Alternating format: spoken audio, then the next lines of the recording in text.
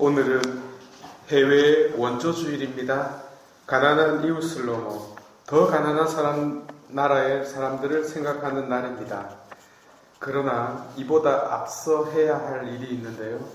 우리 자신들의 변화가 그것입니다.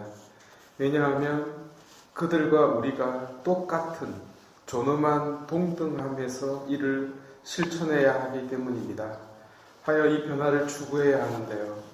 좋은 의미로 겉보기와 속이 다른 자, 그 자의 이름이 기독교인의 이름입니다. 이는 그가 그리스도 안에 있기 때문에, 따라서 그리스도와 관계 맺고 있기 때문에, 곧 그리스도에 대한 믿음으로 말미암아 생겨나는 현상입니다. 변화된 자라는 뜻입니다만 여기서 주의가 필요합니다. 많은 이들이 그리스도 안에서의 변화를 그저 세상적인 의미의 변화로 이해하고 있습니다. 아닙니다.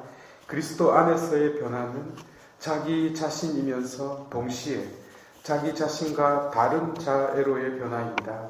사도 바울의 갈라디아서 2장 20절의 말씀을 떠올려 보십시오. 내가 사는데 내가 살지 않습니다. 내가 사는데 내 안에 그리스도께서 사십니다.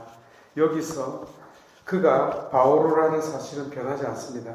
그런데 자신과 다른 그리스도께서 바오로 안에서 먹고 마시고 살고 있습니다.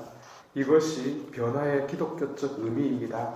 하여 이 시간 해외 원조주의를 맞이하여 우리보다 더 큰 가족인 그들을 위하여 우리 자신들의 변화됨의 의미를 여러 성도분들과 함께 나누고자 합니다. 오래된 화두이기도 한데요. 사람이 바뀔 것 같아요? 얼마나 바뀔 것 같아요? 잘 바뀌지 않는다는 것이 통상적 견해입니다. 과학적 정보를 빌리자면 더 어렵습니다. 왜냐하면 거의 결정되어 있기 때문입니다. 그렇다면 신학의 견해는 어떠할까요?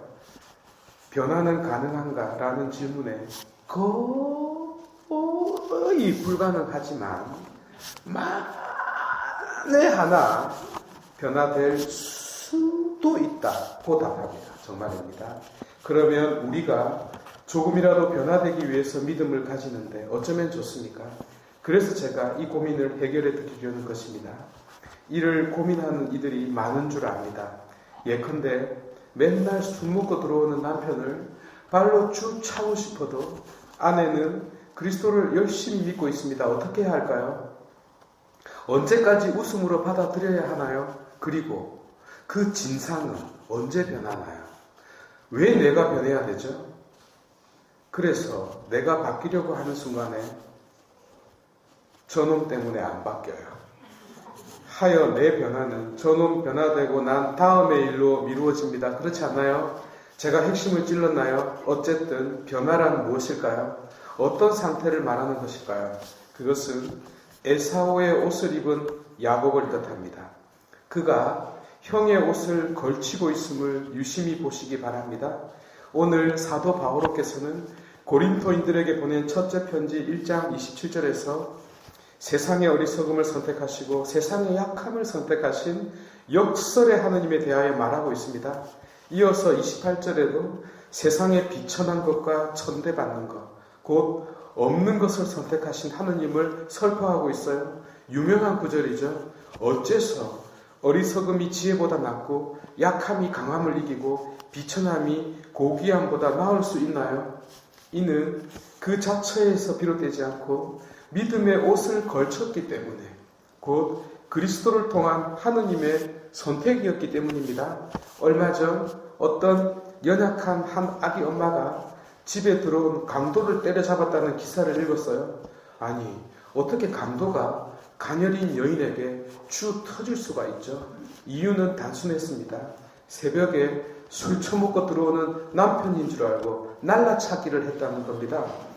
이처럼 기독교인의 연약함은 그 속에 격투기 선수의 힘을 감추고 있는 연약함과 같습니다. 이 원리를 알았다면 그 강도가 새벽에 들어가지는 않았을 겁니다. 왜요? 새벽에는 남자보다 여자가 더 무섭게 변하기 때문입니다. 상식이죠. 안 그래도 갱년기 때문에 잠이 안 와서 뒤척하는데 뽀시락뽀시락 소리를 냈으니 그의 미래는 대가리 깨지는 것 외에는 바랄 수 있는 희망이 없었던 것입니다. 이야기가 이상하게 흘러가는데 요지는 이렇습니다. 모든 아내는 본디 무서운 존재입니다.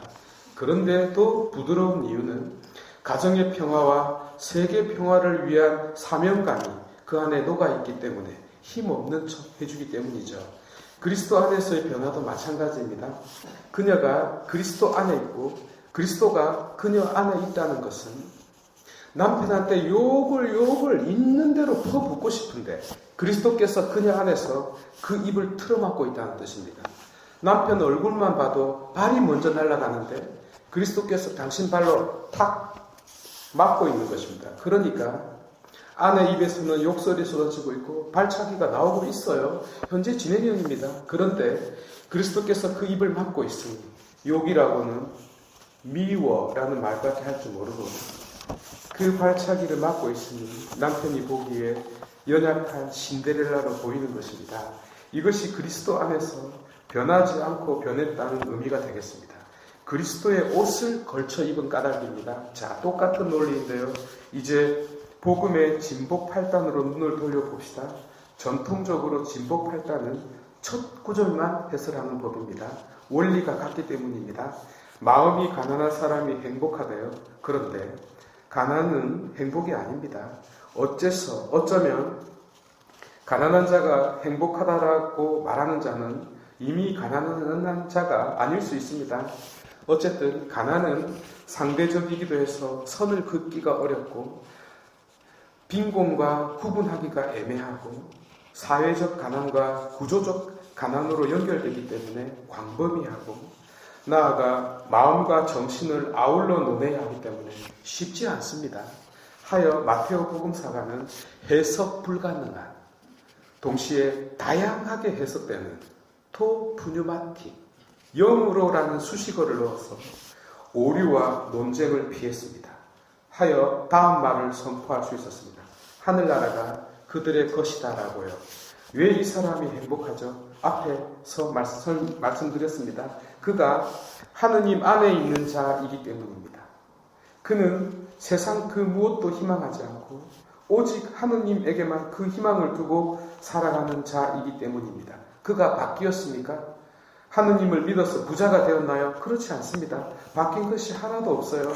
그는 여전히 가난한 그 자신일 뿐입니다. 그러나 그는 더 이상 가난한 자가 아닙니다. 세상을 원망하지 않고 남 탓을 하지 않습니다.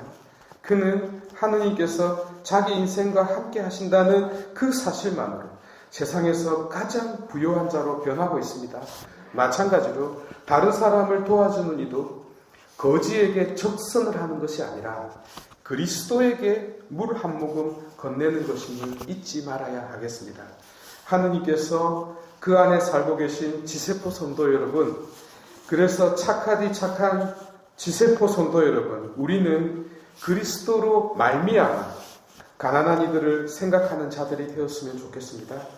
자비로운 그리스도의 옷을 걸친 자로서 이 세상을 바라보았으면 좋겠습니다. 하여 가장 먼저 해야 할 일을 말씀드린 것입니다. 하오니 주님을 찾아라는 스바냐 예언처럼 자랑하려는 자는 주님 안에서 자랑하라는 바오로의 말씀대로 영으로 가난한 사람들이라는 복음의 외침 그대로 곧 에사오의 옷을 걸쳐 입은 야곱처럼 그리스도의 옷을 덧입은 자로서 우리가 살아갔으면 좋겠습니다.